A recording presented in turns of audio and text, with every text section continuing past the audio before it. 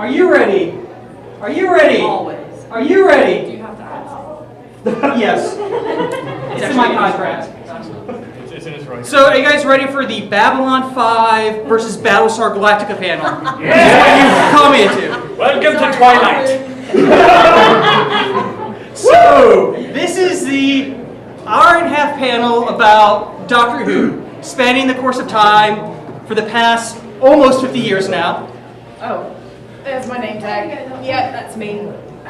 We have a name tag. Here we go. That works.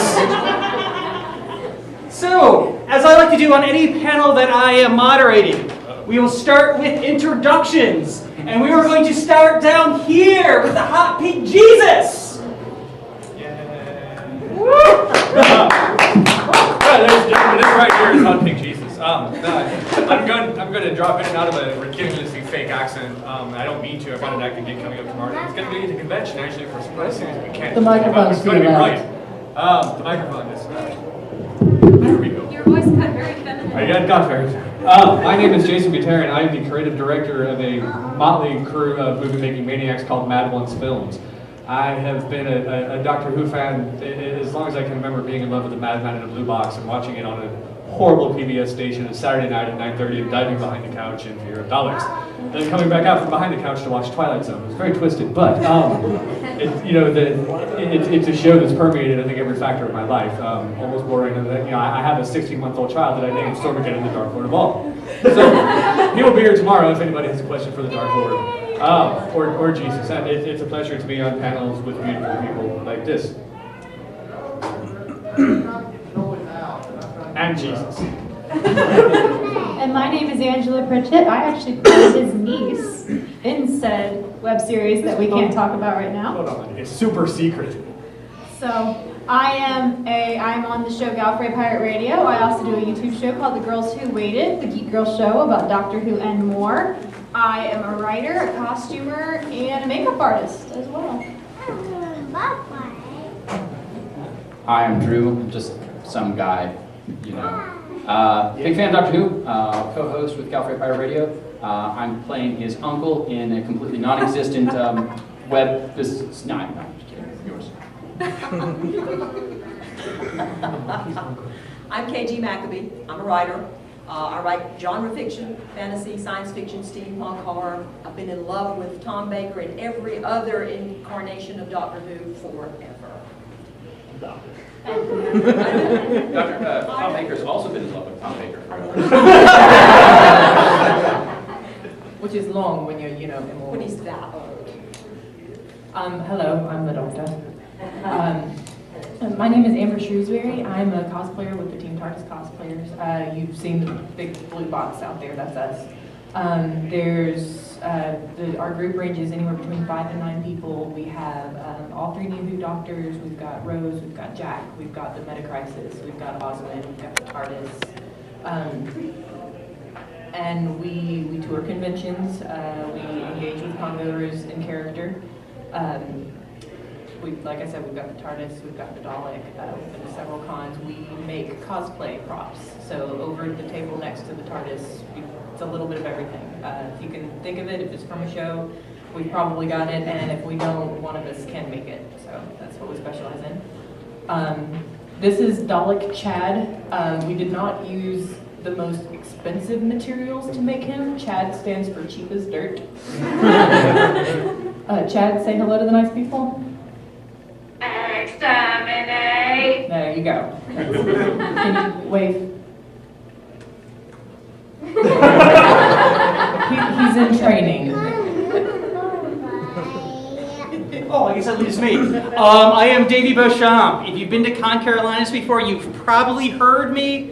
Literally heard me, because I have a very loud voice, or have seen some of my antics. I am an author, I am a librarian, I am an editor, I'm an anthologist, but the reason why I'm here today is I am the host of Gallifrey Pirate Radio, and this is kind of cool. This is our 2nd anniversary. We sort of did our first panels here at ConCarolinas, and we're continuing that tradition. So, we're going to start with one very essential question. It's a question that I think, is always one of the first things you ask on a doctoring panel, which of course I know at least what these three people are going to say. I do not know what these two people are going to say. It's kind of exciting that I have this side and that side. Your favorite, first, your first doctor, and then your favorite doctor, or they could actually be one and the same, or sometimes not. It gets a bit wibbly-wobbly, doesn't it? And timey-wimey. There we go. First doctor was Tom Baker. Like I said, I grew up in a very tiny town in the middle of Missouri, just to the left of the middle of nowhere. So we would get to PBS. It would come in for like 3 hours a night on Saturdays and Sundays. But seeing Tom Baker and seeing this ridiculously mop-top fellow running around with what seemed like an endless scarf. And I couldn't figure out why he was scared to death of salt and pepper shakers. I was very perplexed. I would look at the table, I put they're right there. And the more I started getting into the story, I just Jesus versus the Daleks.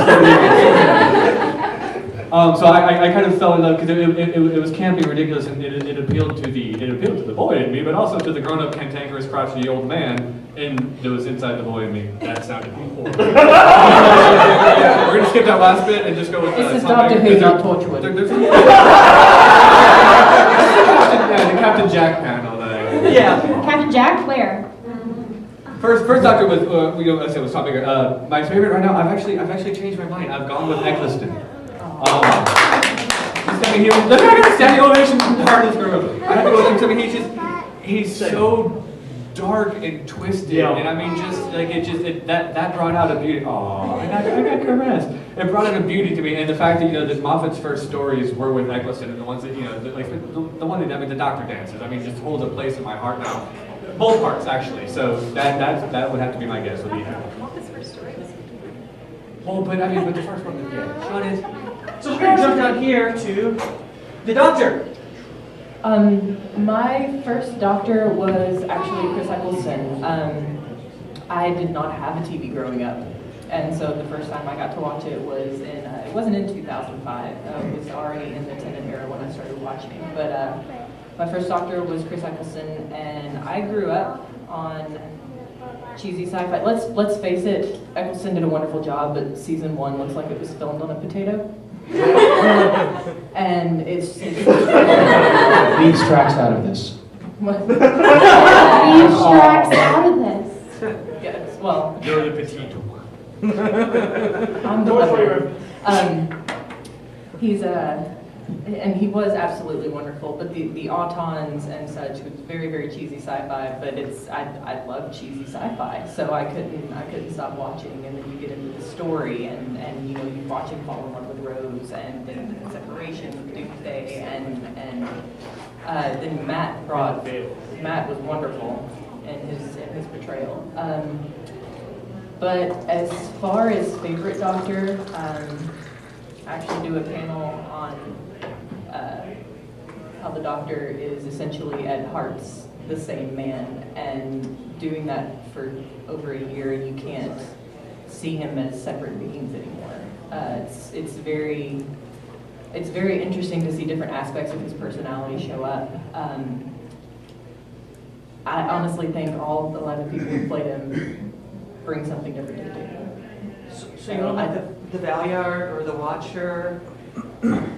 Or Rowan Atkinson. Or Rowan Atkinson? Hugh Grant?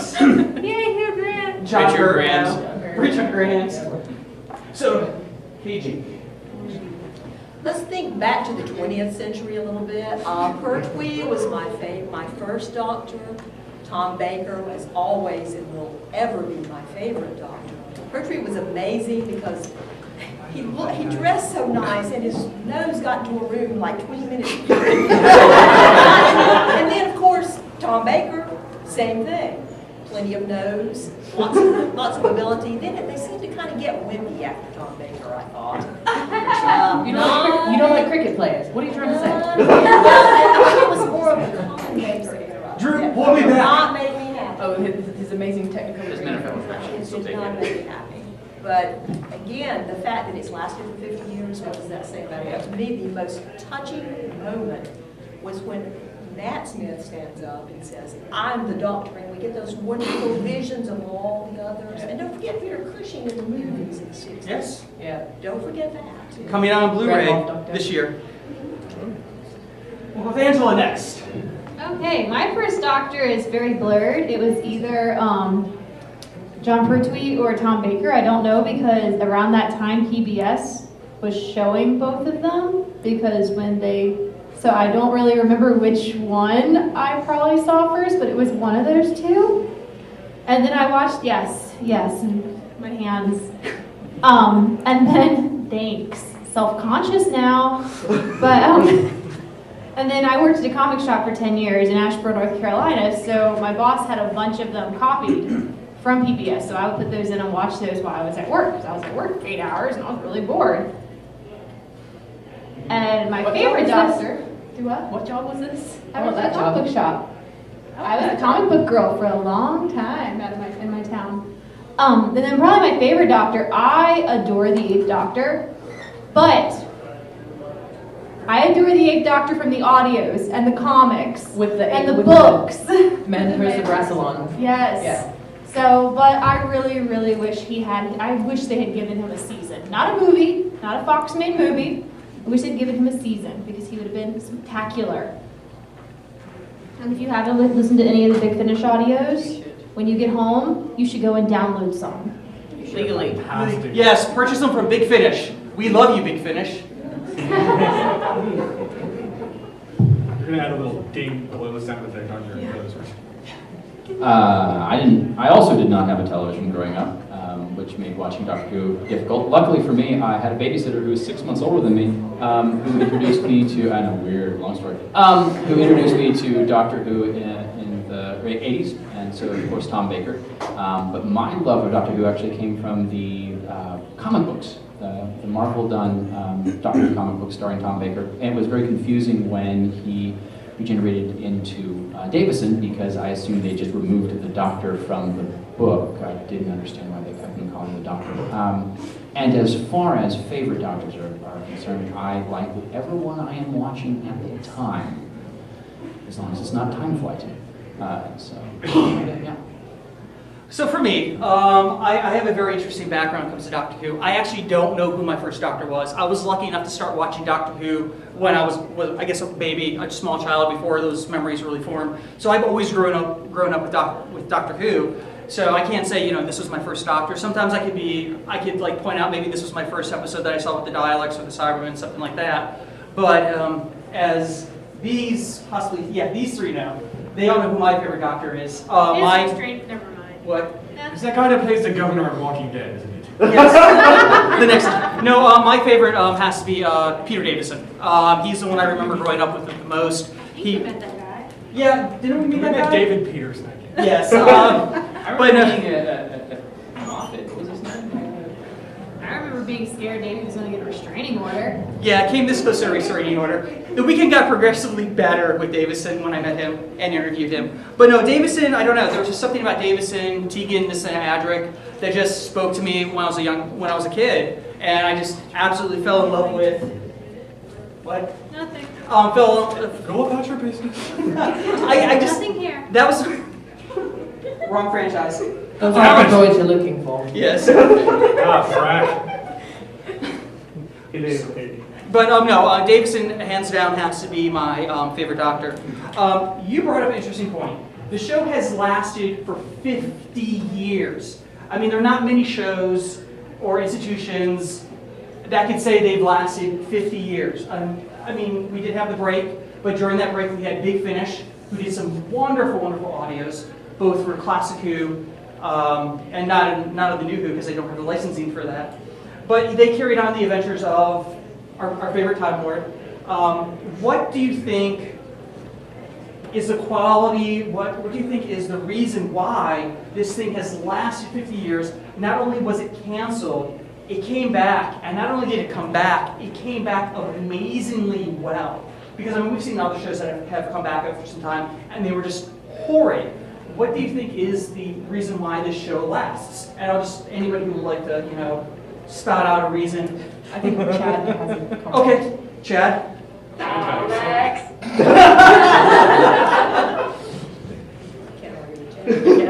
Which honestly, Actually, not wise. no one argue with Chad. I'll be honest with the dialogues, I never realized they were about as old as the Doctor. I mean, they came in the second story, and I never knew. And so I got the beginnings box set, and I saw that. And I thought that was pretty amazing. And they pretty much stayed the same in design. But I mean, what are your thoughts and feelings? Why has Doctor Who lasted 50 years and has only grown as a phenomenon? Part of it is, of course, versatility. It's a science fantasy show, but it doesn't stay in one time period. It doesn't stay in one storyline. It doesn't stay with one actor. It doesn't stay with one companion. It's constantly changing. So if you don't like what you're seeing on Doctor Who, wait a season, and chances are something is going to come along that you fancy. And they've managed to keep that up for close to 50 years, so that is pretty impressive. Also could have something to do with the fact that, while the Doctor is your main character, most of his companions have been humans, and there's something about seeing normal people do amazing things that really gives you hope for humanity. And you don't just have the one male character, you have extra female characters, so you have a broad spectrum for your audience to come in and follow. They could not necessarily like this character, but they love this one and the interactions with that one. Yeah, I mean, it's just amazing. I mean, you have a show whose primary character is not a human, yet he shows you what the best and the worst things about being a human can be. And for me, it was always a way to be able, the aliens seem more human than humans can at times. And it was always a show that it never, despite even if it was, if they didn't want to aim it at children, I mean, it could appeal to the child and to the adult and everyone. It could appeal to the child, the child in everyone. It had a timeless aspect to it, which is the beauty of the show that deals with the time forward. I mean, it never really got old, in my opinion. I think people's hearts weren't in it at times, and you can kind of see that come out. I mean, between the cast and the crew, the writers and the showrunners and stuff like that. But it came, like Davey said, I mean, it's come back with a vengeance, which, I mean, is just inspiring to me. The fact that they, and I think the technology has most certainly helped that because of the fact that you had, growing up in the 70s and 80s and stuff, I mean, you didn't have this almost universal access to the older shows and stuff like that. They weren't there. You couldn't find the magazines or the comic books or anything like that. You didn't have an access to that now. So that depth of technology has made this just a beautiful thing to be a part of. How many people have demanded that you cosplay Rory? At least one. Two. We're up to two now. Okay, Chad? I get to be the centurion. Wait, 4, 5, 6, 7. What the heck? Everyone, I am now Rory the Centurion. All in favor say who. Welcome to Team TARDIS. Rory the Joker. No. Well, yeah. So, what do you think where does the endurance of the show come from? The love of the show? It has to come down to the Doctor himself. I mean, the compassion, the intellect. That's what always impresses me. This is somebody with some brains. This is somebody who's seen some things. He's an incredible role model, and yet he likes humans, which on a good day, I guess I could say I like some specific humans, but he seems to, Time Lords are perfect. It's him. It's him. It's Doctor Who. It's his compassion. It's his humanity in a Time Lord body. Okay. And he's a babe. There they are. I need my And notes. he's a babe. And he's a babe. Audience commentary? All of them. I was just going to say it has to have something to do with no matter who's playing it, the Doctor essentially remains a core character, which is really, really something to say that's really unique in that he still exhibits some of the same characteristics in everybody. He's recognizably the Doctor regardless of his race. Same thing with the TARDIS. That's not my fault. Well, no, I mean, she changes on the outside and the inside, but she's still the TARDIS. Still Okay. sexy. Yes. Sorry, I was thinking of the TARDIS right now. It's very flattering, but I'm taken. Oh, TARDISes, how I love thee. But you brought up somebody brought up a good point about companions. Who are some of your favorite companions, and what do you think that particular companion brought to the show that the other companions haven't over the course of this 50-year empire? And if you want to, you can bring in some of the big Finnish ones, because I think they're just as important. Because I mean, I gotta say, when they brought Mary Shelley in, Very shallow. in the Eighth Doctor audios, Charlie. absolutely amazing. Charlie's another really good one. So what do you think? Yeah, because I mean, honestly, they easily could have gotten rid of the companions, and once or twice they've tried, but they always come back to the show. So I think they are integral to the show. Why do you think that is? And just expound on the companions of the past 50 years. I wish I could you, Drew. You want me to expound on all 50 of the 50 years worth of companions? You're probably the Keep only. going. You can probably do it. Get comfortable. Yes. No, I'm not going to do that. Well, okay. Keep in mind that the companions are ciphers. If it's just a show about an alien running around through time and space, it probably wouldn't last as long. So you start off with your 3 companions are, there's kind of almost a mom figure in Barbara, a father figure in Ian. You've got a cipher for the kids that live in Carol Ann Ford, Susan.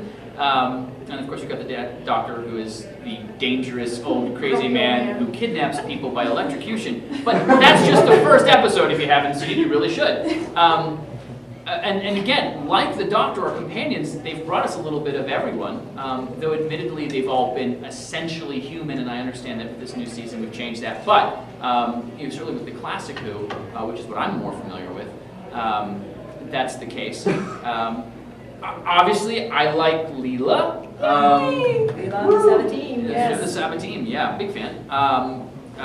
And for a number of reasons, mainly because this is a capable female character who didn't understand the world and had... Sorry. No, it's fine. Please, keep doing that. It's very amusing. We get to not only have a character who doesn't understand what's going on in one world, but almost all timelines, which is very cool. And she wasn't a stupid character, she just didn't have the experience. So you have an excellent character for the Doctor to explain things to. And the leather outfit didn't hurt. Women with knives, yeah. Women with knives. It hurt, it just didn't hurt you. So let's go to you. Sarah Jane Smith. Oh, Sarah Jane. Smart. She was quite often so much more in charge than the Doctor was. Yeah. She was absolutely, the woman was there. She was smart, she was savvy, she knew what she wanted. The whole Eldrad is dead one, oh wow, love that one. Sarah Jane. Yeah, I mean, Perfect. if you look at her first appearance, she thought the Doctor was the bad guy. Yeah, I mean, exactly. and she was not going to be told differently. I mean, it was great. I mean, Sarah. And that time period too, in the 70s, when women are really taking control and being in charge. People forget what it used to be like for women.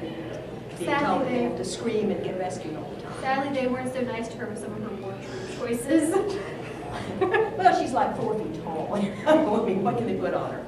Just dress her like my kid sister doll. Jason. Yes. Yes. Oh, yes. She still has. For me, it's a time between Sarah Jane and Donna Noble. And for some reason, I think it's that same fiery personality that's in both. Because, for Sarah Jane, especially, not to conform to this, like post Mad Men, where the woman is sort of the docile, nubile assistant who just stands there and looks pretty, looks curvy and stuff like that, has not a thought in her fat but pretty little vixen head. But for Sarah Jane to openly give the Doctor a piece of her mind and to let her know exactly what she was thinking and to do the things that she did and react the way she did. I mean, that struck a chord with me. Being raised, largely by my mom and stuff like that, so to be able to have a strong female personality to be able to see on TV and stuff like that, I think shaped part of my own personality. And I see a lot of that in Donna Noble, just to be able to give the Doctor, to put him in his place, so to speak. When it's supposed to be this sort of subservient assistant type role. And that's the kind of thing for redhead, so I'm going to group maybe Pond into there. But largely it's because I'm Rory now, so where's my media Pond? Come along. Wow. Amelia Pond in the audience. That was like two ConCarolinas ago we walked, or we did the panel, and there were like 5 Amelia Yes. Ponds all walking. It was It's like pretty amazing. I just heard everything go. So Angela, companions. Companions. Well, Drew already mentioned one of my favorites, Leela, Stabby Stab. Sarah Jane was also very awesome. You guys totally took my answers. I'm gonna say a new Who companion. I adore Captain Captain Jack and John Barrowman as an actor. Yes. I Who doesn't love adore him Captain Jack? dead. Like, I wish he would show up in Matt Smith's Doctor, because if there had been an episode, River Song and Captain Jack, Oh my God. the universe would have exploded. Yes. A second time. Yeah. BBC doesn't show shows with that rating. And the fact that both of them are on Arrow right now just makes me want to squeeze so bad. So Was I heard that one? I love Captain Jack as a character. He was just funny and witty, and the passes that he made at every female, male, and alien on the show were always very funny. So Do you ever think that when Novice Haim is talking about how the Face of Bo sings such sweet songs, it's like, I'm sexy and I know it. have you ever watched his Look, where's my English body? talk show? He has his own talk show in England or in Europe. And he gets up and he does a popular show. He does a popular like pop song Yeah. of the time. Like he did Fireflies. He did some Beyonce songs, and he has the most fantastic background dancers. You have not I love seen his them. song, The Doctor and Me. You need to go look them up on YouTube, because those background dancers are worth like first John Barrowman singing, Right. but the background dancers add to that video so much. It's very funny. So now we come down to the Doctor and companions. Beyond your favorite, what? Yes. Yes, I just lost my train of thought there. Good question, moderator. Yes, no, I mean, what is it with the companion that they keep bringing companions onto the show and not just letting it be the Doctor Who show, besides them being our window in? What's my time limit? I've got the TARDIS. Go for it, All right. and then with the buzzer. Oh. I think it would turn out just like when Leela came on. She just kind of ran into the TARDIS. Right. It's like, nope, I'm not going to stay here. No, you want to. No. Don't touch that. Don't touch that. Yeah. Stop it. So I don't think you would have the same emotional aspect if you kept giving us just throwaway characters every episode. We have an Because that was emotional. the issue with a lot of the Tennant Yes. specials, like the Next Doctor. You know, it was a good story, but we had no emotional investment. Yes. We have an emotional investment with these characters. There are so many episodes. If someone says the name of the episode, I'm just start tearing up. Yeah. So, Yeah. oh, the girl who waited. All right. Well, Susan's family. Not to mention her. Susan's Gallifreyan name is Architure, and Architure is the Gallifreyan word for rose. So the Doctor's first companion was named Rose, which is why they named the reboot companion, his first companion, is named Rose. A lot of the stuff in the reboot is shot for shot an unearthly child. The way Rose first walks into the TARDIS, the way Barbara first walks into the TARDIS, the Doctor's first lines being, "What are you doing here?" It was. Then where's our electrocution scene? Rose was a little more willing, I suppose. And my very first introduction to Doctor Who was the season with Eccleston, and the first character I ever saw in Doctor Who was Billie Piper as Rose Tyler. And a lot of people skip season 1. Did you know this? They skip Eccleston and go straight to Tennant because Tennant's ears aren't as big. I don't know. And Nice before you which can. is Man with big ears. well, Well, you know what they say. yes. They can hear really well? No, Nice. what do they say? Please tell Please us. tell us, TARDIS. I can't Don't translate translate. I will say my favorite companion is and always will be Rose Tyler, because watching the Doctor pull himself out of a dark place after the Time War, just because someone was there and cared about him and loved him. And if you think that Rose Tyler or the Doctor did not fall in love with Rose Tyler until he was the 10th Doctor, you need to go back and pay attention when you watch season 1. I love all the companions do bring something different to the table. K9 especially. Because it was one of the key time. Hold on. No, that's my TARDIS. It was one of the episodes with Romana 1, And the doctor is trying to get everyone's attention, and he thinks that they can't understand him or hear him, and she just goes up and gets directions. Canine, why are they paying attention to her? She is prettier than you, master. And then this gets dragged through the sand. There's not a companion I don't like. There's some companions I wish were better written. And I'm sorry if I polarize the audience here. The concept of someone traveling in an opposite timeline of the Doctor in the case of River Song, that is amazing. And that would be absolutely wonderful. That would be a great story. You've got so much to work with. But in the case of the Weeping Angels, when Moffat can't keep continuity on his own creature over 4 episodes, you don't need to be writing wibbly wobbly timelines. I could talk for an hour and a half. Stephen Moffat will be exterminated.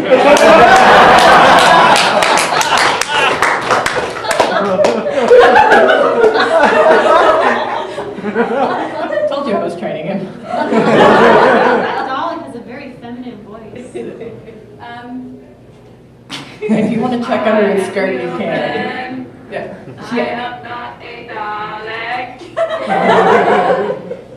Kind of like My screwdriver just went off. Captain Jack Harkness. I was checking underneath the skirt. Okay. This is super good. That's good. That was him. That wasn't me. That was Rory. That was Rory. Aren't you supposed to have my psychic paper? Hang on. Here, hold that. Who? Me? That The TARDIS? It doesn't matter. Adipose? It's me when I was younger. He's awesome. To answer your question, Yes. my favorite companion is Rose Tyler, because watching someone genuinely fall in love with someone is not something you see on TV. It's usually focused on the children. There's more intricate matters, I suppose.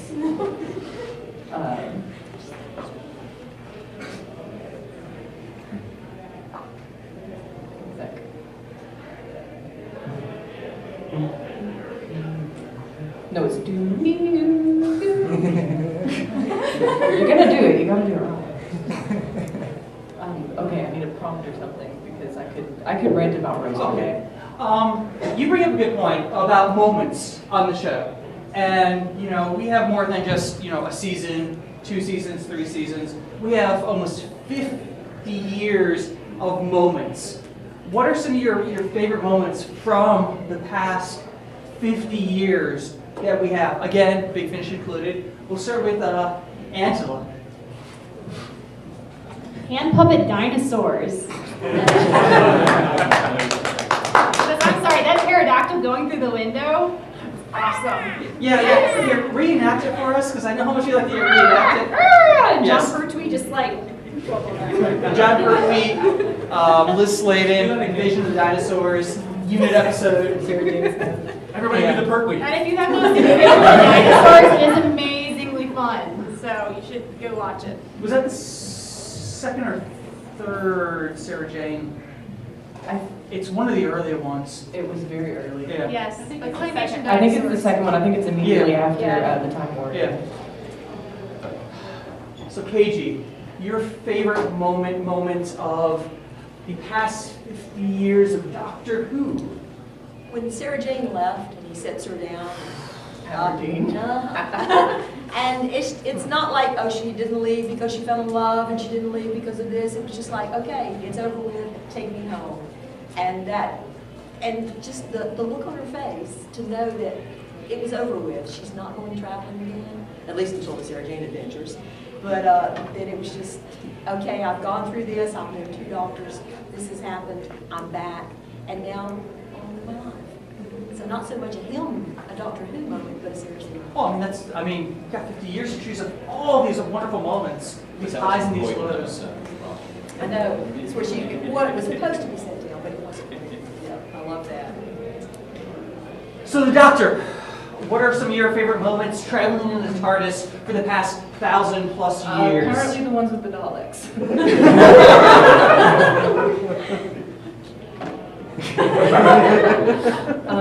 I really like to appreciate the continuity.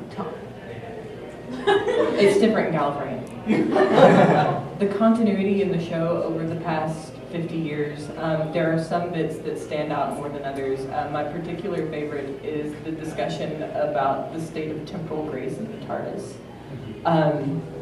There's one, and I cannot remember what villain it is, and it looked kind of like the Cybermen with the Nicki Minaj lips, but it wasn't one of the Cybermen. And they try to fire a gun inside the TARDIS, and Four says, you can't fire in here, we're in a state of temporal grace. Essentially, everything that's living in the TARDIS exists on a slightly different plane of existence, and they can't harm each other.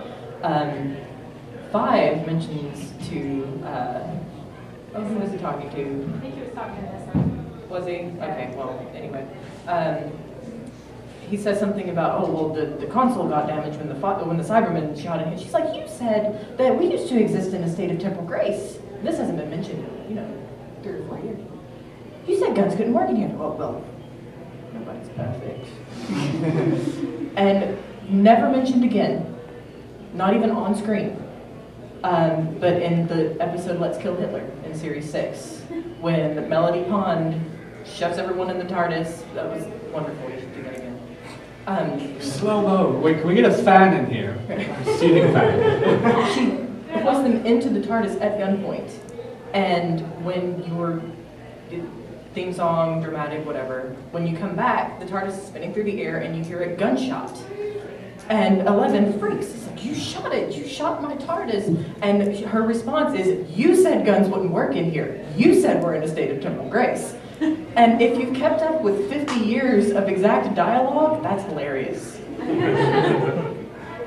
If not, well, as far as scene by scene goes, the redemption of Harriet Jones at the very end of Still on Her Journey's End, because at first she was working with Torchwood, and then she gave her lives to protect the bodies and the Daleks. And from one of the 11 episodes, who wrote Rings of Ankh-Morpork? Neil Cross. Was it Neil Cross? Oh. Can we take a moment to appreciate Murray Gold's music composition in that episode? Because that was absolutely gorgeous. How about this whole episode? Even though it was a somewhat lackluster episode, the speech. The speech, and well, the music is what did it for me. But when 11 comes out with "I have lost things you would never understand," I cried. Like, you have to, because it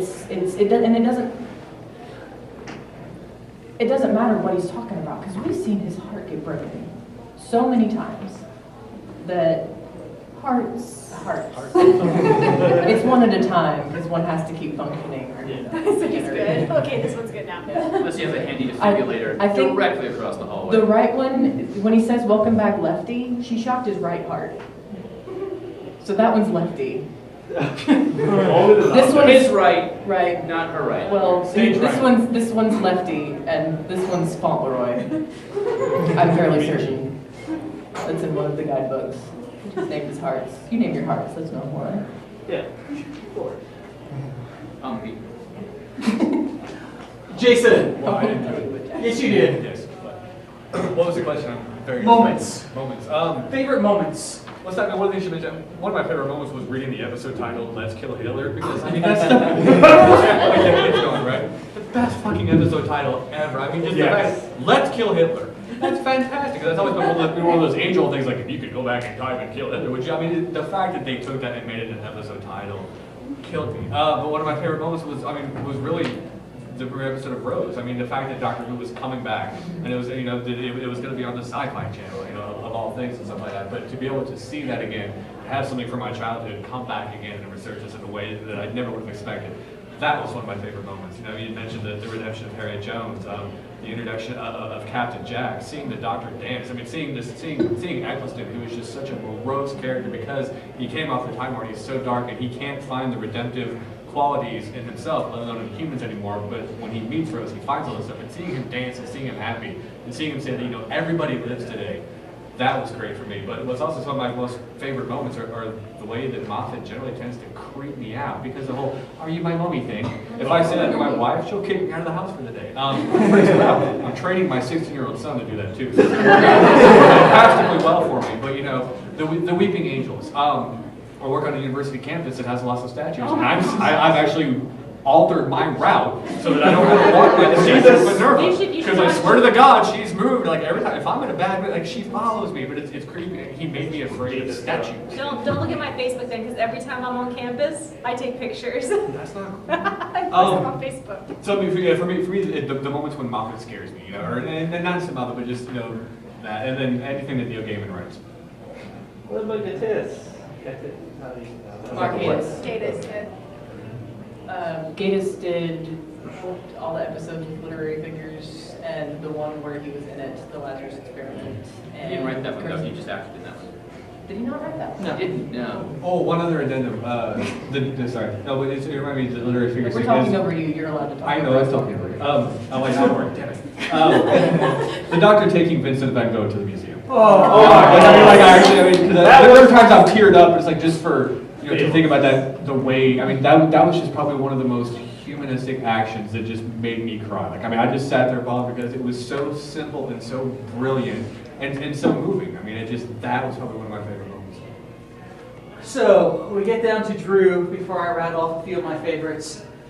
Some of your favorite moments over the past 50 years of Doctor Who. All right, what do you guys want? Modern or classic first? Let's do some classic. Classic. Something from 75. 75. All right, from 75. David Baker.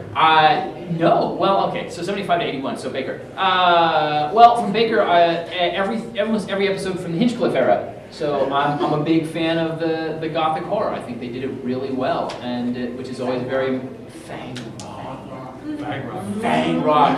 Show of hands. You've seen Fang Rock horror. Fang Rock. Yeah. Okay. Everyone who doesn't have their hand up. Netflix. Just watch it when you get home after this weekend. Horror Fang Rock, 4 episodes, takes place in a lighthouse. Something crashes in the ocean near a lighthouse and people start to mysteriously disappear and then reappear. Watch it, it's fantastic. Plus it has continuity that we'll be seeing probably in the next series or 2 with aliens, but I'm not going to say anything. So yeah, those.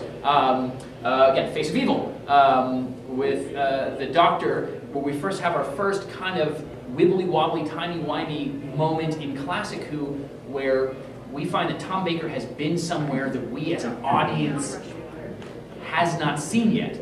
It shows us that there are adventures that were not televised, and he comes back to some place that he actually has, it's been so long for him, he couldn't even remember it. So those are, of course, excellent ones. The season 1, the Aztecs, Yes. the first discussion of the fact that time cannot be rewritten, where we actually have a historical. I love the historicals, and it's one of the reasons I love with Van Gogh, because you have a situation where it gets what they originally planned the show to be, a way for kids and families to celebrate history in a way that they would enjoy it through science fiction. To actually bring history to life that we could get excited. So, show of hands, Aztecs. Have you seen the Aztecs? It's on Netflix. Go and see it. Wang Chiang. Wang Chiang's. It's not on Netflix, but it's still fantastic because as a Sherlockian, as a Holmesian growing up, this is fantastic. It's the only Doctor Who episode with Baker that he's not wearing the scarf, which is pretty. I know. Gasp. And the BBC is still using the same Sherlock Deerstalker hat. Yes, but it's a fantastic. Racism aside, it's still a fantastic episode as far as Modern Who is concerned. I want to say one thing about the Talents of Wing Chun. It is a phenomenal DVD set. It's an expensive one because it's one of the few 3-disc ones, but it's worth every penny with all the stuff they pack in there for special features. If you're only going to buy like one like Baker DVD, that's up there on the list. Screens in too. Yes. If you're going to go for only buying one DVD for special features, though, get the 7-episode The Survivors. Is it The Survivors with the where cheetahs? Survival. Survival. Okay. Yes. Yeah. Okay. Survival. There's one bit where he's tells don't move because cheetahs won't chase you if you're you're not moving. And in the special features, if you watch the deleted scenes, you watch all the way to the end.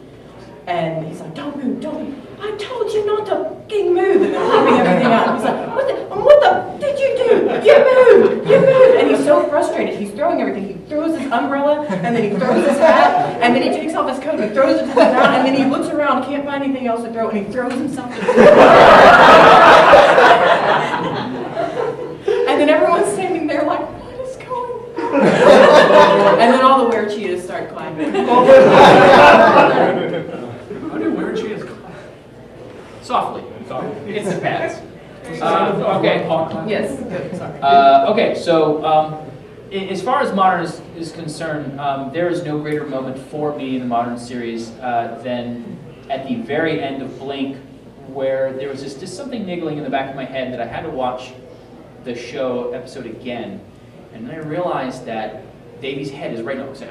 Then I realized that this is an interactive program where we, the audience, are actively participating in the episode Blink, because when the statues aren't moving and no one's looking at it, we're looking at them. We are looking at them, and I have not seen that in an episode before. I have not seen an episode since. I've never seen an episode of television written in that way, where we play an active role, with the exception of Captain Power. Remember that show from the 80s? Yes. In the screen. But besides from that, sorry, that was way over sense. Anyway, but that is a way that shows, and this goes on with the continuity of the dialogue with the Temple of Great, because Modern Who is written by the fans who grew up watching it. And that is my favorite of all, because it's a chance for people who have grown up to have watched those, to know those, to have brought those into their lives, to brought the Doctor into their lives, and model themselves after, to think like that, and then to have suddenly free reign to actually write along with it is powerful stuff. It's fanlink at its best, because these are the people who played the Doctor when they were kids and they've grown up. Some of us could be writing for Doctor Who. Probably not, unless you're British. I volunteer as tribute. Oh, there we go. So, yeah. So that's me. So, some of my favorite moments, I'll start with some classic stuff, is I love the goodbye speech that the Doctor gives to Susan, which was then reused in the Five Doctors for a little clip that, have Hartnell part of that anniversary.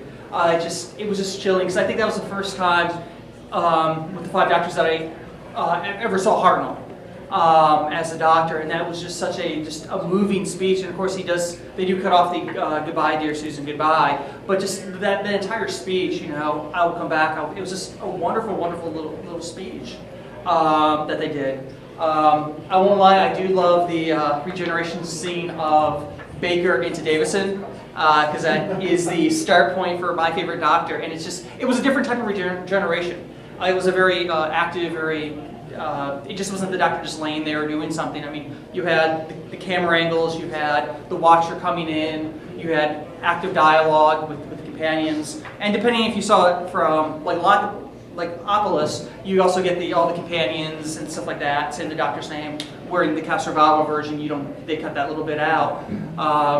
And then, like you said, Rose. I mean, that entire episode, just Doctor Who's back. I mean, it's back. And honestly, I would even go as far as say, when they did the American movie, Doctor Who was back.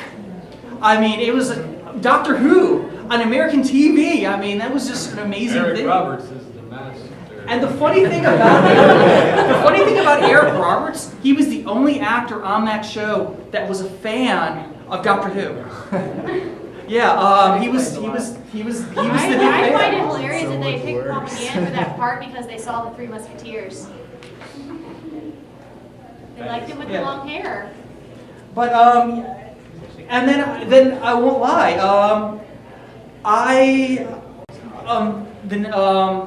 The Doctor's Wife, the Gaiman episode, chills every time I watch that. From start to finish, I think it's one of the best episodes of that season. The Van Gogh episode just puts me in tears every time I watch it. Van Gogh. And then I won't lie, the Name of the Doctor. I absolutely loved. I didn't realize I was going to love that episode so much, and every moment in it.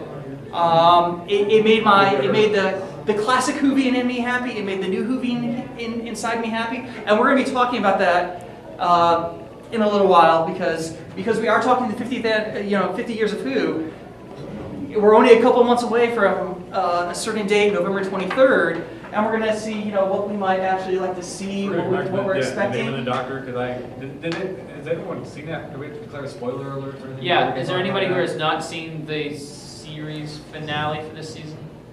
Okay. Yeah, let's go. So, there was a fantastic moment. The very We're not gonna start now with it. the very last scene, but I mean, like, that's one of the few scenes in Doctor Who where I've sat there screaming at my TV because I was like, and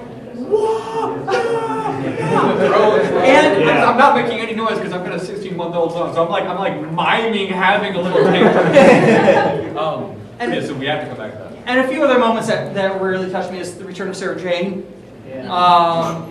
The 11th hour when where Smith does his speech, because normally for me the Doctor isn't the Doctor until an episode or two in, when they catch their rhythm in the role. But Matt Smith, oh my God, when he's up on that rooftop and he's dressing and he's just talking to the Atraxes and he's like, is this world a threat? And blah, blah, blah. Is this world protected? And we start seeing the Doctors. I remember freaking out. And then he walks through, I'm the Doctor, now run. He had me sold. Because Tennant took a little while, Eccleston took a little while, but Smith, he took that role and made it his own. Yeah. And honestly, I remember when the footage of his voice leaked, playing the Doctor in the Victory of the Dialects episode. It was very strange hearing it without seeing him as the part, because it was just like him rehearsing lines. And I was just like, I don't know if I'm going to like this guy, but if he did not make me fall in love with him in that first episode, it was amazing. And I really hate to see who's going to have to follow Smith. But that's the great thing about Doctor Who. They always somehow find a way of casting somebody to carry the torch.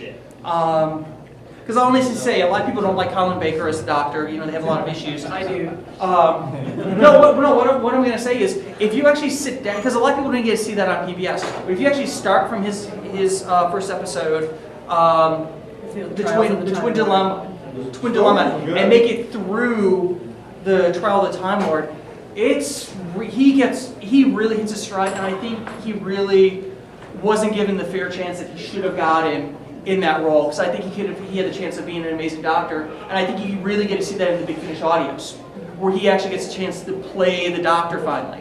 And you don't have to look at his coat. Yeah, I think his costume burned him, yeah. Well, okay, listen, Colin Baker got a bum deal. If nothing else, the BBC was out to crush Doctor Who at that time, so they weren't giving the show any money.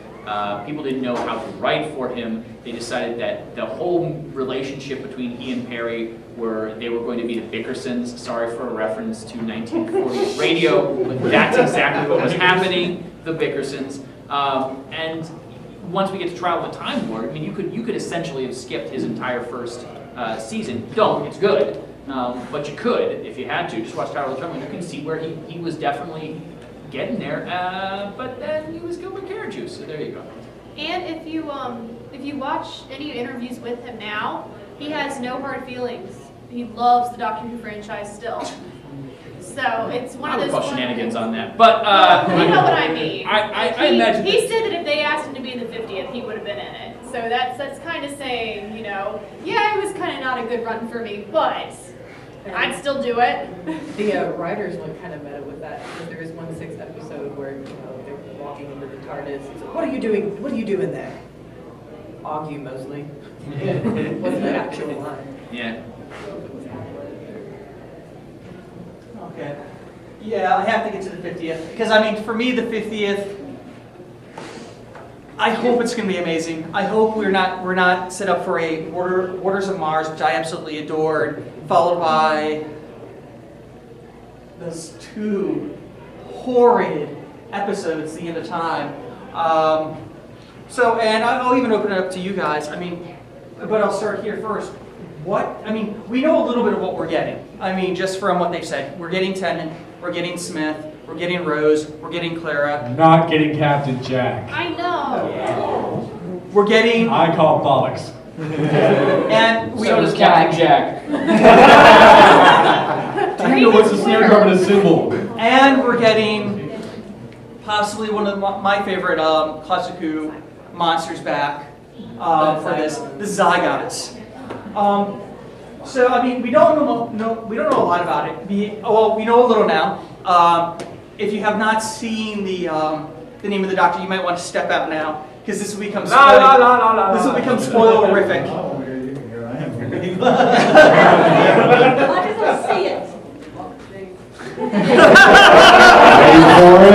Wait for it. Hey, I don't really care. I get too many spoilers on Facebook for it. And John Hurt asked the doctor as not the doctor because the doctor's a chosen name. Not a dragon. He's the Hurt doctor. So the doctor wants to say something. Yes, I do. Yes. There's a lot of theories going around that he is something in between 8 and 9, and honestly, if Moffat takes the Time Lord away from 8 and 9, I'm going to be really genuinely upset. There is also talk about him being the Valeyard. But if you look at pictures of his costumes from shots that they've taken for the 50th anniversary, he is wearing 9's coat, and he's carrying 8's shoulder bag from the Big Finish. I haven't seen those yet. He's got the strap that matches 8's shoulder bag, but he's wearing the World War II U-boat coat. Really? It's not as similar. It's the Wow. Yeah, I haven't seen those photos. I mean, I've seen lots of things pop up. I haven't been able to confirm a lot of it because honestly, my three theories. I mean, I've discussed this on GPR quite a bit with Drew and Angela. Is that he's either somebody before he was the Doctor, so the transition between 8 and 9.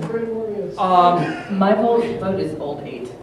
Or that'd be great if he actually lasted that long. That'd be really, really cool. Or he is some rendition of the Valeyard. Because there was this one image that I wasn't able to confirm, nor did I, that it was official, where he looked like he was really dressed in a very similar outfit. But do you guys have any other theories about who the John Hurt Doctor could be? You pretty much covered them. But I mean, we could get to crazy conjecture if you really want to. It's Stephen Moffat. The Doctor's name is Stephen Moffat. I wouldn't put it past him. He's Peter Cushing from the movies. Because not only is he wearing the coat and the strap, but he's also wearing the scarf and shirt of Peter Cushing from Dalek Invasion 2150. So and he's got the same cheekbones and haircut. So and if I were Moffat in the design thing, I would do that because come on, let's face it. Any of the doctors were the Doctor that we never actually called the Doctor. It's the movie Doctor because we never see him in an introduction to 11th Hour. Not saying that we should. I've watched them. It's fantastic. They have Bernard Cribbins in them. Let's go with Bernard Cribbins. But who apparently is also not going to be in the 50th, and that's okay. But Chat. Sorry. kind of ball. No, go I ahead, please. didn't realize that was my What? Cosplayer. Oh no, it's coming. John Hurt is a Doctor Who cosplayer, according to Chad. So you guys, any theories? Wild, zany, insane? About 3 o'clock in the morning, I awoke, was like, he's got to be a failure. And then I did a bunch of research, and I thought I was going to bring that theory to the panel and present it and be like, I'm a genius! But they've already said like 4 times, so. Well, they also mentioned the Valeyard in that episode too, which if we've learned anything from Moffat, if he's mentioned it, it's probably not going to be it. So. Yeah, no, I remember when I was watching the episode for the first time, I was like, when I heard the Valeyard, I'm like, Drew's going to be so excited about this. So excited. Because even if he's not the Valeyard, that makes the Valeyard canon, all right? So all we need now, and I heard someone over there, is a reference to being one of the doctors that pre-exists Hartnell from Brain of Morbius, which, by the way, those were all photos taken of the writers of the show at the time. But ooh, mind-bending, right? Mind-bending. Show of hands for Brain of Morbius? It's not on Netflix, but you should still watch that one. That's fantastic. Legally. You want more of them? Okay. They're all Zygons. All of them. There is no Doctor. See, I thought that would have been a great way for them to bring all the actors They talk back. too loud to be Zygons. Was to make them the Zygons. Right. I mean, I thought it would be incredible because it wouldn't matter, what they look like. Because I mean, they wouldn't be playing the Doctor. they'd be playing the Zygons in human form. I thought that would have been a brilliant thing to do, because you could have made everybody happy with that. You know, just giving a nod to those actors, and you know, still use them extremely well. Right. All of this is a dream inside Clara's head. Okay. Like she's making this. There You go with that one? Dream? Patrick Duffy steps out of the shower at the end. It's a big TARDIS snow globe, and we've gone back to St. Elsewhere.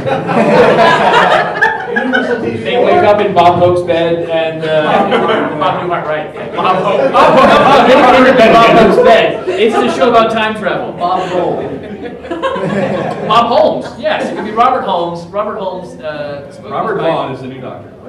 Oh. So it seems like you had something to say. I did. Doctor. I was trying to remember for the life of me what it was. Oh, the Zygons, of course, they have to, whoever they're replicating or what have you, they have to keep them alive or Yeah. at work. And the chambers of secrets.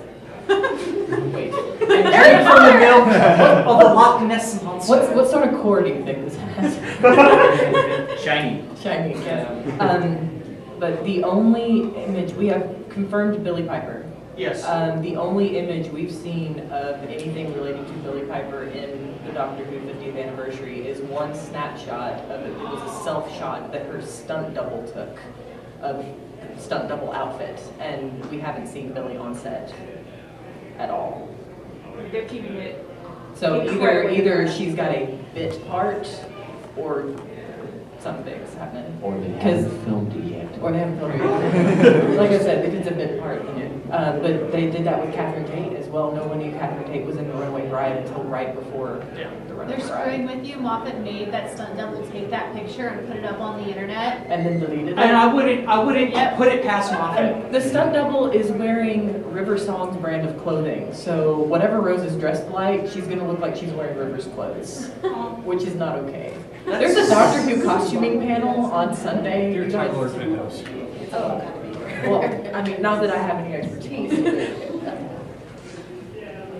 So, what do you want to see out of this episode? I mean, you could tie Call that. again. Yeah. Captain. You want to make me happy, Yeah. call me in. That's Yes. that. Even if he doesn't do anything, he doesn't say anything. Even if he walks on, just goes like this and then steps back. I want to see Paul McGann get his due on a proper show of Doctor Who. Well, and it's big screen. It's shown it in theaters. and Well, in the Europe, UK, New York. If we do, we'll get it. Los Angeles. later. I'm traveling. In 3D. Yes. So, which is kind of cool, because the last time they did a proper anniversary was Dimensions in Time, which was also shot in 3D. Davey, you just referred to Dimensions in Time as a proper. I mean, come on now, that dude's shirt, the guy hosting it. Oh my. That shirt. Yeah, we The problem is, if you're talking about anniversaries, the anniversary before that was the 25th, and that was Silver Nemesis. So go ahead, you were saying. how do you? And this is this. I mean, how do you feel with the way they treated the stuff that we saw in Name of the Doctor? I mean, with the Inclusion of the previous Doctors. the in this one. footage, the stunt doubles, the stand-ins. Because honestly, since you're talking about McGon, I think out of all the Doctors, McGon. Oh my God. He got. He was one of these sort of just brushed on by. Well, the reason being that they couldn't have used any footage because they don't own the rights to it yet. Yeah. So that has become a bit of a problem. Oh, Fox. Yeah, I know. It's a three-letter word to start that. Anyway, I thought what they did with William Hartnell was fantastic, but we haven't heard from you in a while, so I don't know, what did you think? Because if I get started talking about this, I'm still having trouble getting over the wax figure of Tom Baker in the 5 Doctors. I don't even want to think about the 50th anniversary. No. Wax figures of all of them. Hey, They're all standing there And they're smiling. going to have puppet It's like the figures whole behind them. president's. I would say this. That was Baker's own fault for that one. True. I mean, and that's the reason why they ended up Not a using. thing of wax. Yeah, no, I mean that's why they ended up using That was pieces of Crimson shot for that episode. Which Fun I fact, yeah. that's not the only wax figure of Tom Baker that existed at that time. That came from Madame Tussauds. I saw it there. And yes, do you remember the other Tom Baker figure that was in there? It's Tom Baker from Megalos as a human cactus. Yep. So as the shape-shifting psychic cactus, Yep. right? Megalos hands in. No, okay. Yeah, okay. So yeah, they could have brought both of those back. So yeah, if they can bring back wax Tom Baker, that would be stupendous. Because at the moment, Tom Baker looks like the tallest hobbit ever.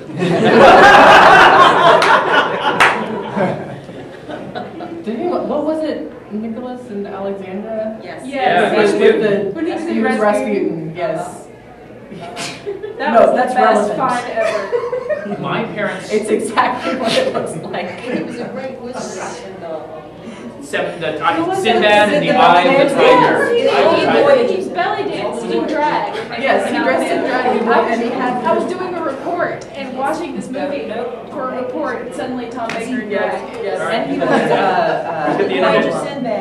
I will vote cheer So- I will vote really. I'm gonna open this up to the audience. I mean, what are some of your favorite doctors, your favorite moments, your favorite companions? What did you think about the name of the doctor, or what you want to see out of the 50th? And we'll start with you in the TARDIS Union Jack shirt. My favorite doctor has to be Matt Smith. He's also my first doctor. I will admit that I am somewhere relatively new to Doctor Who. I started watching it, what was it, 2 years ago or was it last year? I can't remember. I think it was last year because I had been on Tumblr and I had heard about Doctor Who a lot. And so I'd seen all kinds of pictures and gifs on there. And then I was like, I'm going to watch this. And so I started out watching season 5 with Matt Smith because I had seen I think on BBC America. I was like, I really like this. And then after I finished season 5, I was like, I'm going to go back and watch season 1 with 9. And then I watched from there on. And I just fell in love with it. Pretty much. There's no wrong way to be a Doctor Who fan. No one judges you. This is a safe place. I'm sorry, the dog judges you. Well, he is a villain. So, Black Jacket. I gotta say my favorite Doctor so far, and I've gone back and watched as much as I possibly can, old and new, but given that there are higher standards for acting nowadays, Tennant has got to be my favorite. And the chemistry between him and Rose Tyler, it to me just can't be matched for a long time because, I mean, you gotta just, you gotta find another person for the Doctor to fall in love with, and that's not gonna happen anytime soon. And my favorite moment is just a thread that did not get pulled on. And that was this one episode from the Tennant era. In that, and this one episode called.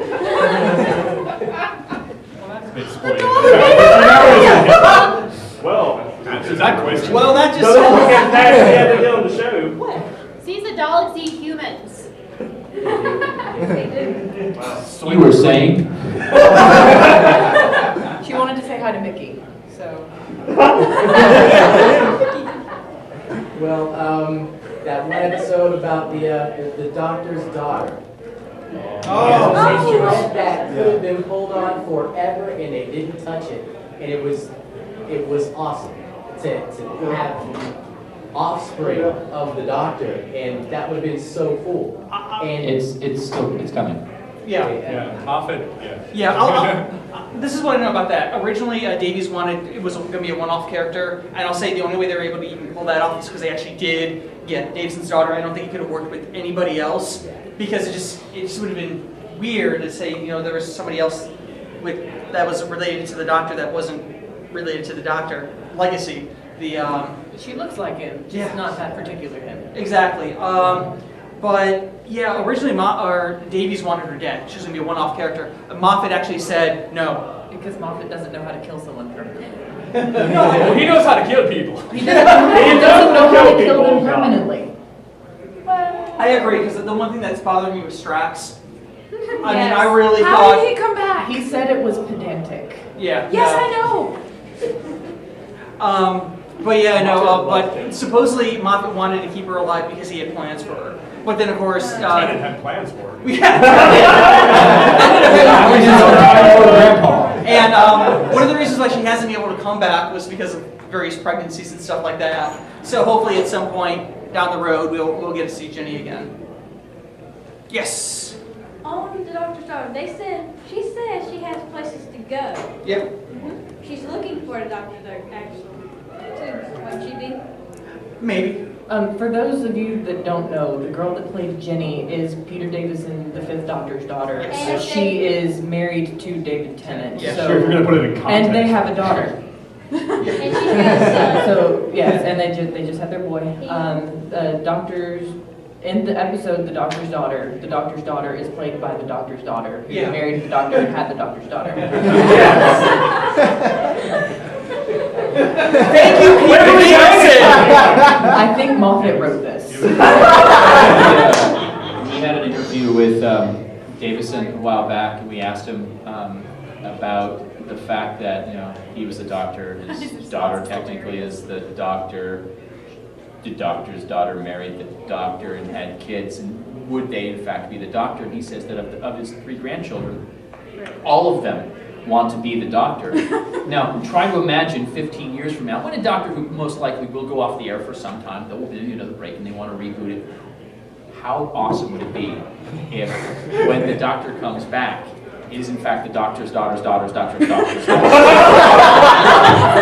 A new monarchy. A new monarchy. He actually referred to it as Kim Jong-il Yes. of the Doctor Who franchise. He did. When he wrote his like bio for that convention, he put that he had he only agreed to come back to Time Crash is if David Tennant married his daughter and they had children and had a long dynasty of doctors. Though it will be interrupted by, because this is actually I think one of my other favorite moments. Actually, I have 2 favorite moments from my time with Davison. When during the middle of the panel, he was talking about how he had originally met Tennant. He didn't even remember his first meeting with Tennant at all. But during that discussion, he turns to me and says, "And yes, you, Davey, you can be the next Doctor." And I was just like, I lost it. I'm sorry. He did. Yeah. He lost it. And then I don't remember that. It's on film. Oh. Yes. And That was the weeping angel that we heard. No, that happened when he said he was one of my fans. Oh, that's right. Yeah, you were there for that one. I remember and you're that. beside me on that one. Oh yes. Yeah, another moment I lost This it. movie was palpable. You definitely had your hand up a couple of times. Did you just want to? I was just going to mention Big Finish's The Light at the End, their anniversary that they're doing. Oh. It's going to have the classic Doctor, every classic Doctor they can get and everything, which kind of serves as a companion to the show, I guess. Do you want to tease it, David? Oh. Can we actually say it or no? What? Do it. Can we? I know we haven't got confirmation yet, but. Well, Okay, I'll tease a little something. First thing, if you've not heard the teaser for Light at the End, you really need to listen to it. After I heard the teaser, because I was like, am I going to pre-order this? Am I not going to pre-order this? Am I going to pre-order this? Am I going to pre-order the special edition of it? Listen to the teaser; it's absolutely amazing. But I think what Drew's referring to is I've actually been in contact with Big Finish quite a bit over the past couple of months about lining up some interviews with some of the Big Finish people. It looks like we have lined up the line producer of Destiny of the Doctor, which is also a phenomenal collaboration that Big Finish is doing with the BBC Audio, which is allowing them, that's the only reason why they're able to do the 9th, 10th, and 11th Doctor audios that they're going to be doing, because Big Finish only has the rights to produce classic Doctor audios. This is going to be the first time they're getting a chance to do stuff in the New Who. But there is a chance, a very, very, well, maybe a big chance, maybe a small chance. We were like, hey, we would love to talk to Nicholas Briggs. And they were kind of like, sure, we'll shoot him a little email to see if he won't go on your show. So right now I'm actually literally waiting. Right now that's why I'm checking my phone like every 5 minutes to see if I got my email back saying that Briggs is either going to be on the show or not going to be on the show. That's amazing. So yeah, we might be doing an episode of Gallifrey Park Radio with Nicholas Briggs and just picking his brain out of any little bit of information we can get from him. about the anniversary, about anything that he's done in the realm of Doctor Who, because she's been an amazing guy to carry the torch while we had no Doctor Who. Was that good enough tease? Good enough tease? Take We'll a know shot. more. We'll let you know. Yeah. Check out GPR, Yeah. and we'll have a panel tomorrow as well Yes. to talk about that. So anybody else? You in the back. Got three things that really define the new Who, and I think you have to start with pretty much at the beginning with the episode Rose, where Eccleston just looks at her and asks her name. Nice to meet you, Rose. Run for your life. I mean, you can't have a better start to Doctor Who in a new era than that line, because it really does put you in mind of all the crazy campiness of the old Who. And come on, it's Eccleston saying that line. And I'm fairly certain that explosion is something that Ace left behind. It wouldn't surprise me in the least. You know, because one thing I'll say about Eccleston, a lot of people, don't like Eccleston and stuff like that. Eccleston is what they needed to relaunch the show. I mean, he really was. And, it's a shame that we only got one season with him. It was very nice that, the crew, the higher-ups let him out of his contract, because he was signed for 4 years. But they let him out. But I'll tell you this, Tennant is what they needed to carry the torch. I mean, because he brought in a whole new group of people to the show that I don't think would have given the show a chance. And then, damn, we got Matt Smith. Whoever would have guessed Matt Smith would have been what Matt Smith was. And they've done a hell of a job, sorry if there's small children here, casting the Doctor in New Who. They've hit the nail on the head every single time so far, and I'm very much looking forward to seeing who we get next. Depending, because we honestly don't know what's going to happen in Series 8. There's a lot of speculation being thrown around about what's going to happen. How long are we going to have Smith for? How long are we going to have... Moffat likes to see us squirm. Yeah. How long are we going to have Clara? How long are we going to have Moffat for? There's a lot of stuff going on. And they've also made mention that what we're seeing now is only the beginning of their anniversary of Doctor Who. There's been made small mention here and there that it's going to carry on from the 50th to the 51st. So, I mean, we might be getting more. I mean, they're really being wibbly wobbly and timey-wimey about this whole thing to, get us on our seats. And we also have Adventures in Space and Time, which is the documentary of, the creation of Doctor Who, which I cannot wait for. It is due, docudrama. Yeah. Docudrama. Yeah, docudrama. Written by yes. Mark Gatiss, which is pretty awesome. Gatiss apparently had the idea to do this 6 years ago and has been working on this pretty solidly, so we know it's a good script. And not only do we see the beginnings of Doctor Who, so we're going to see Freddie Lambert and we're going to see Sidney Newman, but apparently Patrick Troughton has been cast a character, so we are going to at least see up until the generation. So if that one's successful and the BBC, they're smart about some of these things, we might see a sequel to it. Not saying that we will, but there's the potential. So we've got a wide variety of stuff looking forward to for the 50th. And the difference between casting now and casting then was for the reboot, BBC actually instated a cheekbone-related application process to play the Doctor. As well as to continue with the nose clause that had been in there. Which is why, for me, the ideal choice for 12 is probably going to be Richard Armitage. Because he's the only one that's got the beak. What the guy Hawk from Buck Rogers? Is he still alive? That's actually a really funny story that you bring up Buck Rogers, but that's a whole other story. Where the hell are you possibly going to go with that? Oh, okay. Oh, don't ask Davey that, never! We've only got 10 minutes. So, okay, I'll tell you this. This is actually a very sad story. There's a con. Don't leave us on a sad story. Let the audience tell us something. Okay, you asked for it. Okay, basically there's a con in North Carolina. Wait, we are in North Carolina, so I don't have to say North Carolina. But Stellar Con, many moons ago, they were supposed to have Patrick Troughton as their big guest of honor. Unfortunately, they did not get Troughton. They actually got Hawk from Buck Rogers because they thought he would be a bigger draw. The sad thing is that same weekend, Troughton was actually at another convention, and that's where he passed away. So Troughton almost passed away here in North Carolina, in Greensboro, North Carolina.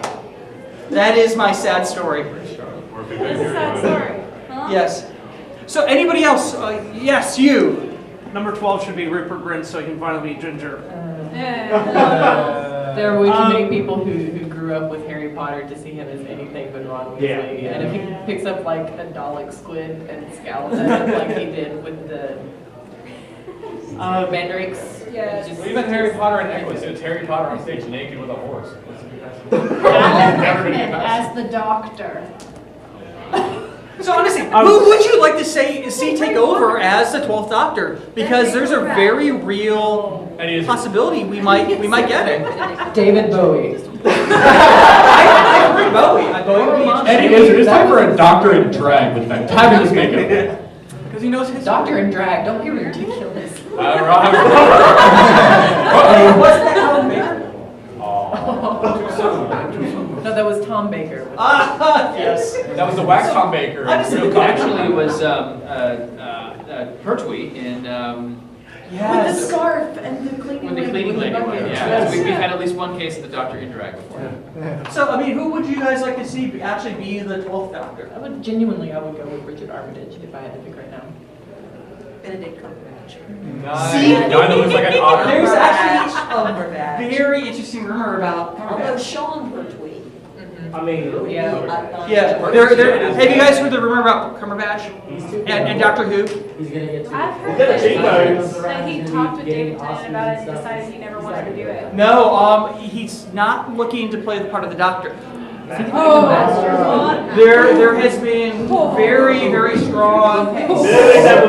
Yes, nothing's guaranteed, but there has been talk, serious talk about him possibly taking over the role of the Master. And knock on wood, that actually might be one of the final scenes of the 50th anniversary. Is seeing him.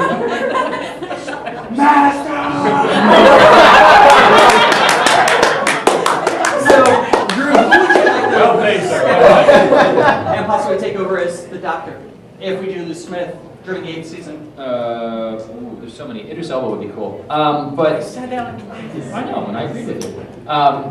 The actor, I can't remember his name. He was in Being Human and Family of Blood, played the very young boy. I mean, he would be really young. And, Yeah, he plays his Ferb. name? He's in Ferb. I was like, where's Perry? Yes. Yeah.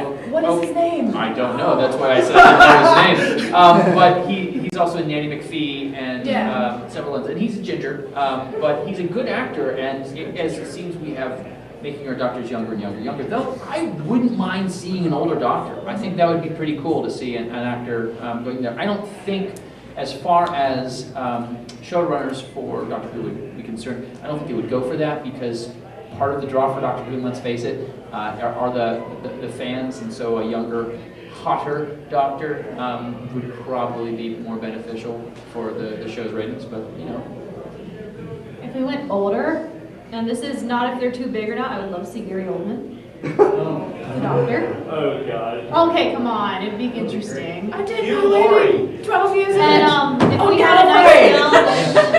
we had a nice young comedic Doctor, I'd love to see Simon Pegg. Yes. In what way is Simon Pegg young? Younger than what I did with Gary Oldman. yes, that's true. Younger than Gary Oldman. You could do Alan Rickman, but you just confuse him with age. Oh, Alan Rickman. Yeah. I'd like Alan Rickman and Paul Hiddleston. Gann look eerily similar if you put them next to each other sometimes. Tom Hiddleston. Jenna Louise Coleman as the Doctor. She talks fast enough. She takes Aaron a great- Gillian as the Doctor. Yeah, okay. No, because you need someone like. Jason, I said Eddie. I think Anthony Stewart Head could make an interesting. Ooh, he would. I think Giles would be a fantastic Doctor. He would also fit the criteria of having been on the show previous to being cast. Not that that's usually for the companions, but So Simon Pegg. Michael Caine. that's true. Well, it did. I mean, Colin, he was on the show before he was the Doctor. Cocaine. So it's for that. So any of you guys, who would you like to see play the part as the Doctor if we do get a regeneration in the 8th season? I can't remember his name, but the guy that played Q in Skyfall. Oh. Oh, Ben, Ralph oh, yeah. Fiennes. No. Oh, no, Hugh, oh, the kid. Yeah, wow, yeah. Who isn't the guy from the IT crowd, correct? It's not the guy. It seems to be the girl on the inside. Did you turn it off and then turn it back on? Todd is not working. Did you try unplugging it? Dial the emergency number. Alan Tudy, guy that played Wash on Firefly. That'd be interesting. Who? I'm sorry, who's on Firefly? Alan Alan Wash. Nice. Ron Glass could be an interesting doctor too. Yeah. I'll honestly say I would love to see, and this is horrible because I'm horrible with actors' names, the guy who's playing Watson right now, Sherlock. Martin Freeman. No. Bilbo's busy. Then here's the thing. Don't forget Arthur Dent. So he would rule as king of nerds. Yes. There we go. Like He would Martin. go as king of nerds. Because, look, if Benedict Cumberbatch is going to be the master, Yeah. look at this. What are you doing? Yes. Hitchhikers. Has anyone seen the 80s BBC Hitchhikers? Watch that one. Yes. Peter Davison is in it. And He's in it today. actually, Trillian, was his wife that spawned Jenny. Spawn. Yes, she's Cthulhu, and So, we're getting close to the end since I've lost time. Do you guys have any final thoughts, feelings about the Doctor, the show, the showrunners, any and everything that is Whovian? I like Doctor Who. Me too! you guys like? It's alright. Wait, what's Doctor Who? I thought I was on a Star Wars panel. Would it kill him to have a Twilight crossover? Go Team J. This isn't the panel you're looking Does he have for. sparkly monsters? Oh my god. He has fought vampires. He has. And werewolves. And Venom. Yes, in the E-Space trilogy, State of Decay. we discover that vampires are the mortal enemies, or immortal enemies, of the Time Lords. Yeah, Yeah, but no, that was. You know, you'd think it wouldn't really work with the backup cardiovascular system. The blood sucking wouldn't really be that much of an issue. They were an ineffective vampire. Much like Twilight. Sorry, Twilight fans. So do you guys have any last words, thoughts, feelings about the world of Doctor Who? Yes, you. Where do we land on the Battlestar versus Babylon 5? Babylon 5? Where do we land on that? Battlestar is less whiny, but only slightly so. Good enough. That's what this panel was originally. Yeah, it's true. Yeah. Yes, you and back, Captain Hammer. You guys talked about the limitation of the first generation at all? Oh, that's beautiful. Yes. A little late in the discussion, but it is. You have 2 minutes. So the idea is that you have 13 jet regenerations. Which is, of course, given to us in The Deadly Assassin, that we were limited. However, in that same episode, the Master is trying to gain more regenerations. So we know that the limitations on a Time Lord's ability to regenerate 13 times can actually be changed. And if you watch the 5 Doctors, which you can, you're allowed. If you watch the 5 Doctors, they promise the Master to restart his clock, essentially. Take that how you want. If he helps them. So we know that that is something that is negotiable. Yeah. Right? So, plus, if you watch the Sarah Jane Adventures, he says you can regenerate 537 times. I heard that. And if Moffat's writing it, it's not going to matter. And the Doctor lies. As long as the BBC makes money, the Doctor will regenerate as many times. And also, as I mean, possible. if you do look at Brain of Morbius, you look at the Watcher, you look at the Valyard, and now John Hurt. I mean, he has surpassed that number of regenerations anyway. So I mean, He's on like 15, I think. yeah, and honestly, I mean, one of my theories has always been is that he was actually there with Rassilon and Omega, and he was one of the original guys that helped create time travel.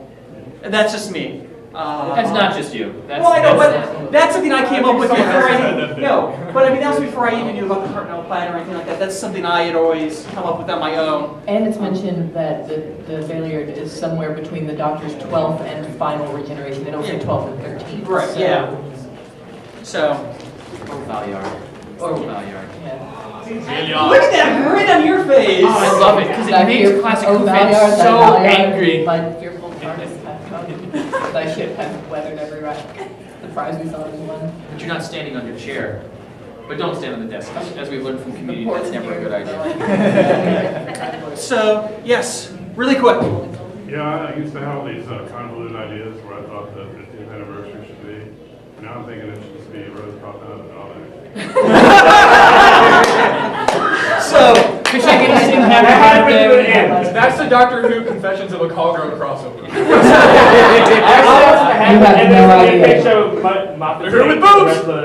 Okay, so I want to thank my wonderful group of panelists. Helen Mirren would be a fantastic doctor. Helen Mirren! Dame Helen Mirren! And then I want to thank you guys for stomaching this for an hour and a half. We can go So longer. thank you. So have a good con, everybody. And GPR will be doing a panel Saturday at 3 o'clock where we explore. We'll be doing a series of specials on the all 11 doctors, and we're going to be covering Davison and sort of celebrating our 2nd anniversary. And go out, turn right, pictures with the TARDIS. Our 10 is out there. Just take your photos. We'll have the Dalek over there very shortly.